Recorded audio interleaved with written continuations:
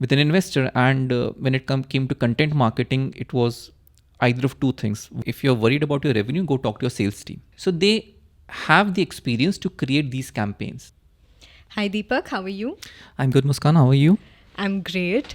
And we are back and we're going to discuss something about redefining marketing actually for the coming year, really, because this year is like about to end.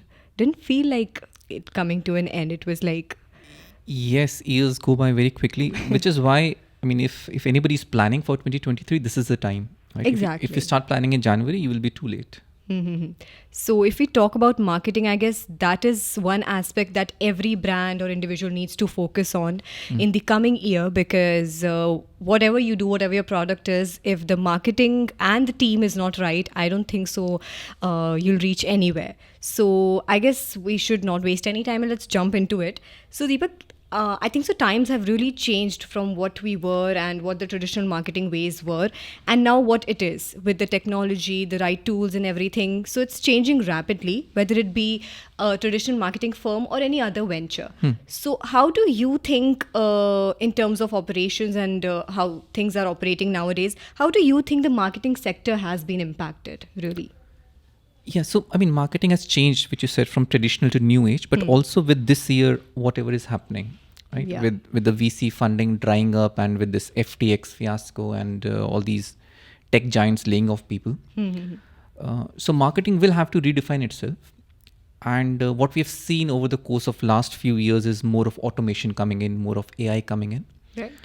and which has consequently led to an almost like a scenario where people think most of marketing or a majority of marketing can just be automated, which we are seeing in a decrease of skill when it comes to those core skills of copywriting and content creation.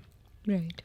I think some of that will come back, right? People will start realizing that not everything in marketing can be automated, at least not at this time. A renewed focus on skill building, Right. and a renewed focus on those old values of marketing, understanding the customer, understanding the product, messaging, crisp copywriting, and then yes, taking advantage of automation and AI. Yes, but you can't simply leave everything on an algorithm and hope that it will figure it out. But the way the companies are going, the ventures are building, like I mean, we always look up to these giants only when we see these marketing structures and everything. So them laying off people in abundance is something a little worrisome. And do you think that will somewhere or the other affect marketing as a whole? It will, right? So marketing teams are usually the first ones to where the budgets will get cut and where people will be laid off, because see, another problem with marketing is that they are usually very far removed from direct revenue impact. Right. Now there are things in D2C such as performance marketing and all those conversion point campaigns. Apart from that, a bulk of marketing is 2 or 3 steps away from the conversion, which is why it is very easy to think that they are having no impact. Now, whether they are having an impact, whether they are being able to measure it is another question. So with these giants laying off people, the impact is imminent. Right. And that impact has to be survived by means of redefining what marketing is doing and also remeasuring. And so people have to be very clear as to the impact, and that impact may take time. Right? Not all marketing can be switch on a lead ad and get the leads and then measure your cost per lead. But even at that time horizon, people will have to measure and then be able to articulate what value they're bringing in the context of what is happening in today's startups and even large companies. Right. But at the same time, you said that old ways have to come back because you know it's becoming very automated somewhat. So if old ways are coming, that's great. I mean, I think so that will be the future. But at the same time, these tools, these content creation tools, marketing tools are increasingly and rapidly, you know, becoming a part of our lives. So that is somewhere or the other part of that automation. So how do you think we amalgamate these two things? See, there is automation in various aspects, right? So Right. even in AI generated content, there is a lot of automation. There are some good tools. I have used them, but anybody who is actually using them in production, they would know that those tools are not yet ready to create content on their own. Right. They could give you some good insights. They could generate a topic list. They could maybe even help you with editing. but at its core, somebody knowledgeable with the subject matter as well as with the art of marketing and conveying and messaging and brand communications. That person is the one who can use these tools. Right. The problem is people were thinking that with these tools, anybody can use them. Right? So they would take these tools, and it is very rampant in email marketing. And just because people have the ability to send tens of thousands of emails, they think that it's a much easier cost cutting mechanism to just use this emailing software and start working out. But the core content is the subject line and the theme, and as well as the people to whom you're sending it. Without that, all of these tens of thousands of emails are going to go into spam. Right. So there is a use case of intelligence in automation, and as well as being intelligent in using automation. Right. And so there is no dispute that tools are becoming more intelligent. That is true. But are you using your intelligence in using those tools? That is a different question. Right.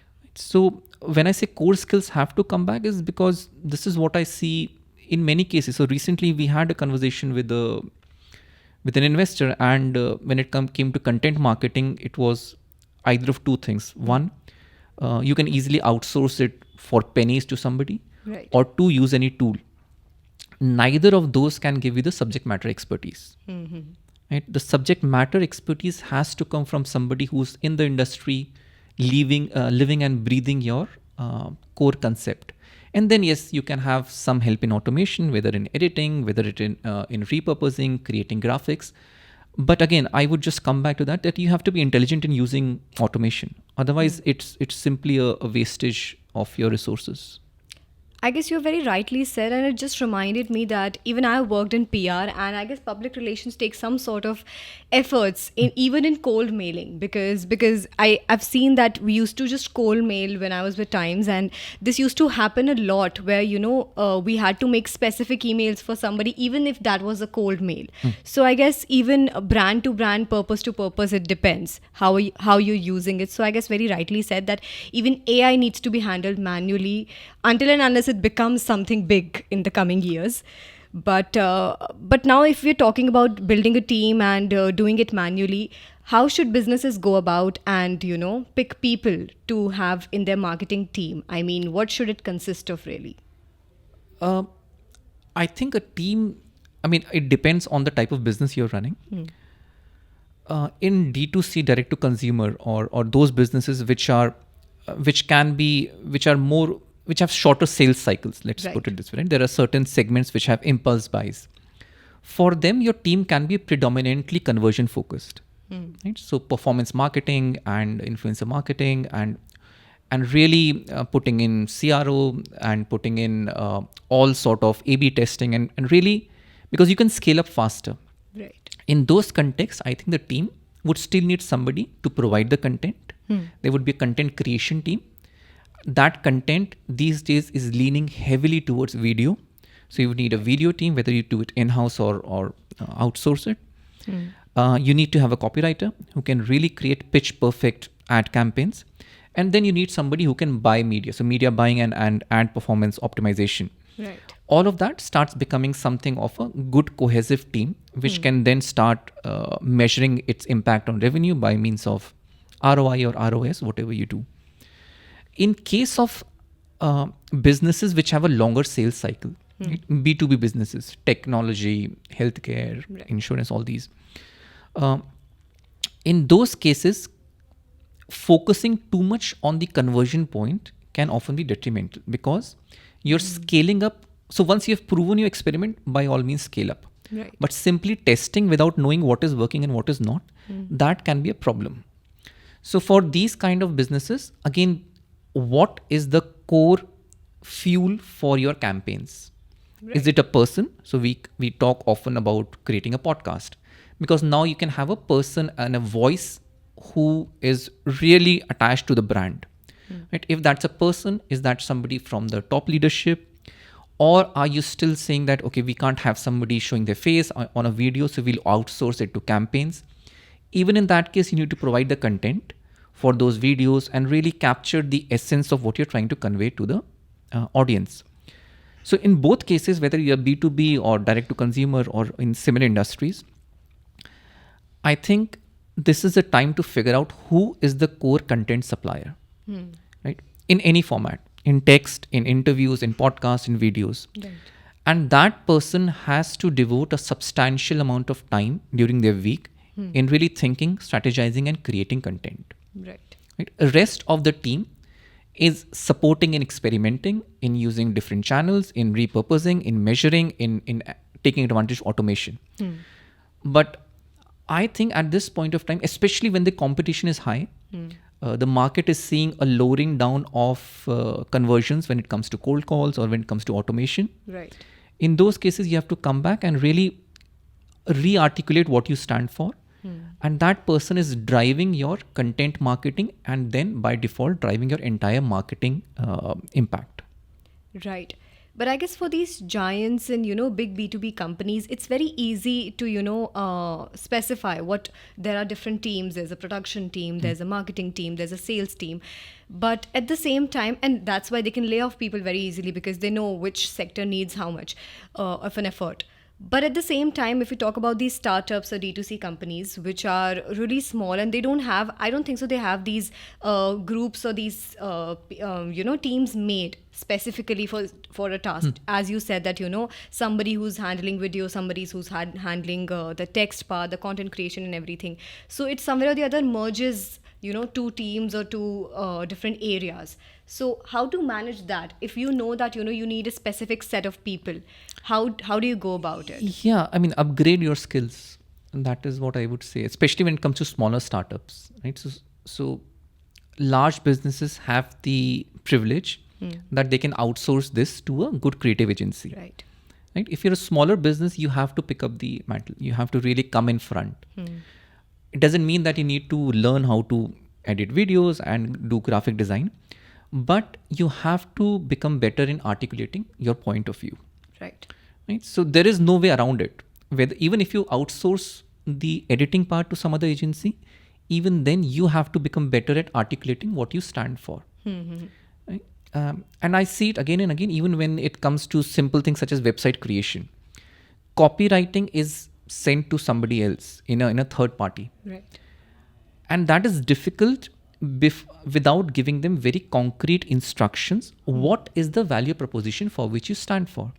Because without that, there is very little chance that somebody sitting in a marketing agency would be extremely familiar with your industry, right? With the pain points of your customers. All of that has to be supplied by you. So when it comes to startups who may not have the resources, in that case, the founding team has to upgrade their skills, understand that their core value function in the company is to build a brand which then attracts customers. Right? And that branding can only be done once you're able to convey your message. So, I mean, just to coming back to what you said, what they can do, they can upgrade their skills. Right. And which with so many resources available, courses and YouTube, etc., it's fairly easy. Right? Even this setup which you can see, right? You can really set it up. You can have a mic and a camera and somebody who can help you behind the camera, and that's pretty much about it. The inertia is in really being able to articulate, being able to stand with your brand and say, okay, this is my brand, this is my voice. And that's very rightly said. But at the same time, I think so. One thing, very small thing I noticed, and might not make much difference, but I've noticed that there's these startups that, all the startups actually, they don't really have a marketing team when they're starting out. I don't think so they need one when they're starting out. But do you think it should be the other way around, that, once you're starting a brand, you have a product, and now you're going into the market, do you think there should be a marketing team set up beforehand? So they don't have a marketing team because the definition of marketing is very confused. Right. And a huge part of that blame goes to marketeers. Right. So all the marketing teams were very comfortable. They still are to say that, hey, we are not attached to revenue. Right. If you're worried about your revenue, go talk to your sales team. Right. And hence, marketing is always treated as a cost center. Right. And which is why even when you said that when people take the next step, okay, let's hire somebody, what they're usually hiring for is, can somebody take care of my social media? Right. And they will get a freelancer and they'll pay a few thousand and say, okay, this is what you need to do, put 5 posts every week. Yeah. And then that freelancer is taking the same keywords and repeating it again and again and again. So if that is the definition of marketing, then yes, wait before you have had the proof of concept and then do it. But if the definition of marketing is actually articulating your point of view and saying this is who I am, then by default that has to be the first step. Right. You can't sell something before telling people who you are. So again, it depends on how you're defining marketing. And not every industry would be at the same stage. Right? There are certain industries which can win simply by virtue of scaling up or by virtue of being in the right place at right time. But more and more you will see that if any startup, any business has to stand apart, somebody has to take a stand and start attaching a name or a face to the brand. Right. And if we come back to the topic of, building a team in the marketing sector, I think so. Even if a brand is pretty a giant like an Amazon or any other B2B brand, I think so. My view is that you don't need a very big or bulky team of people to help you with it, because now this is something that comes back to AI, that technology and everything has held our hands and is going with us in the coming years. But at the same time, do you think even if you have a lot of money, do you think you need to have a big and bulky team to You don't need a bulky team, Right. but you need a skilled team. And Yeah. skills are expensive.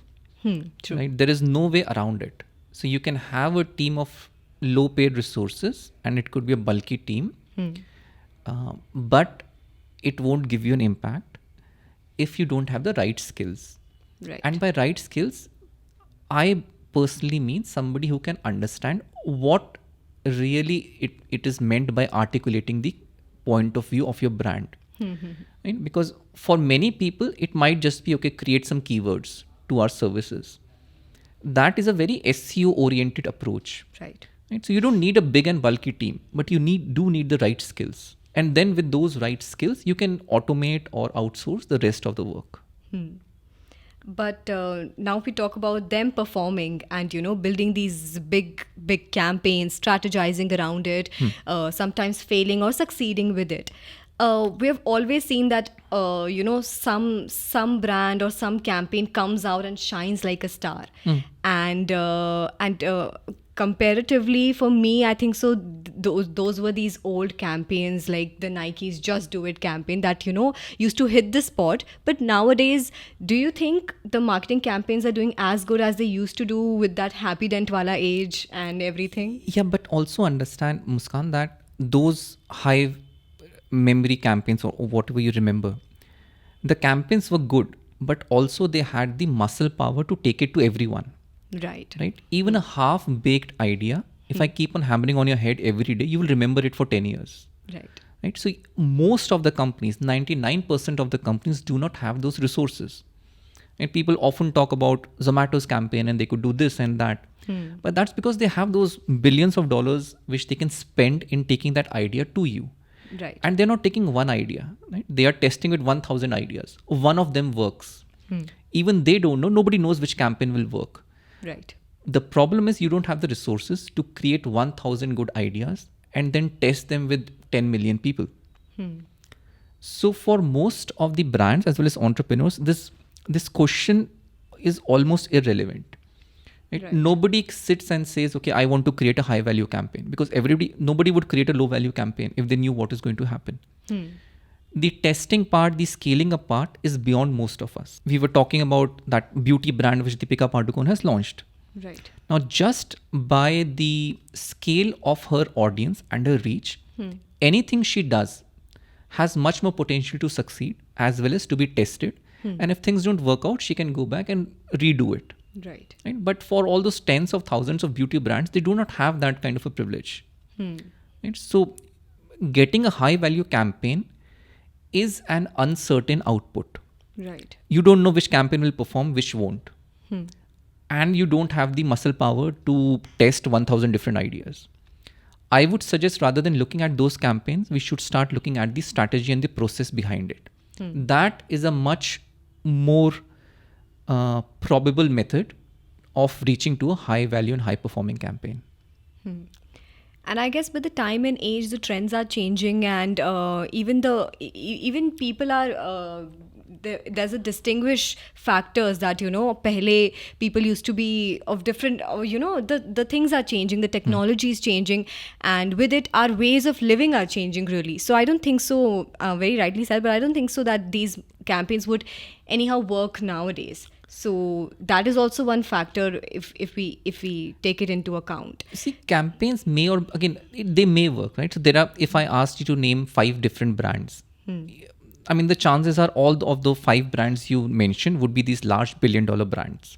Could be. Right? And it is just because not only the campaign, but also the brand ambassador associated with it. Right. Plus the scaling up and omnipresence of that campaign, all of those have an impact. So there are obviously these large marketing agencies who spend a lot of time, and they are very creative people. Right. So they have the experience to create these campaigns. But again, skills are costly.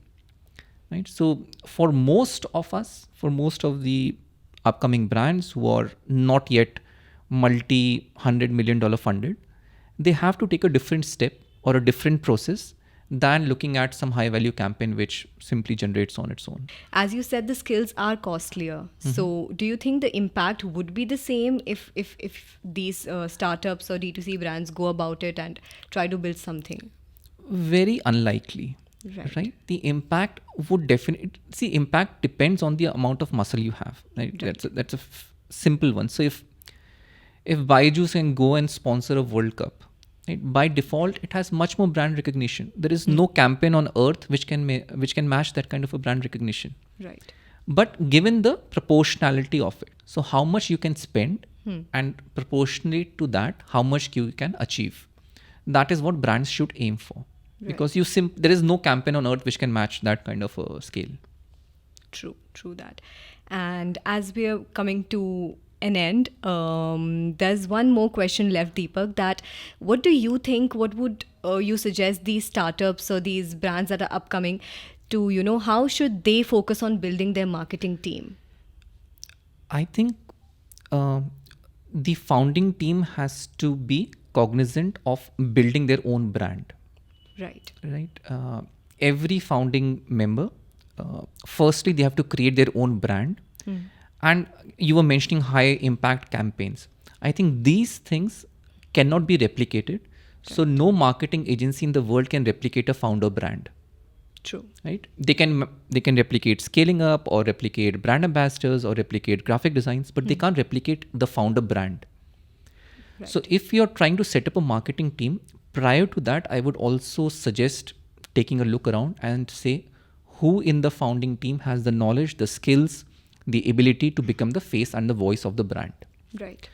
And maybe if you have someone like that, then the scope of rest of the marketing team becomes to support that person. Right? Become the architect of content, or become the designer of that content, or become the conveyor of that content. But if you don't have that person, then you do need somebody in your team like that. So the structure would depend on how easy it is for you and your company to create a founder brand. And I guess you need a face. We always pitch this to everybody, that you need a face to, so that people can recognize you, people can, personally know you, because I always... And hate you. Could be anything, fingers crossed. But at the same time, I always give this comparison to, clients and everybody, that there's one brand which is there, but there's one brand which has a face and a voice attached to it. So I think so people as consumers would be more attached to that sort of brand, where they can, connect to somebody, say or complain about something, give feedbacks. So I guess that's a really important factor, as you mentioned. And what option do you have? Right? You don't have $1 billion to spend on campaign. True. Right? So this is the only option which normal startups have to really set out and become a brand in themselves, which cannot be replicated either by money or by automation. So that there is your tool with which you need to play smartly. But with this, I think so we have come to an end. But it was a great session, Deepak. Thank you so much for joining us. Thank you, Muskan.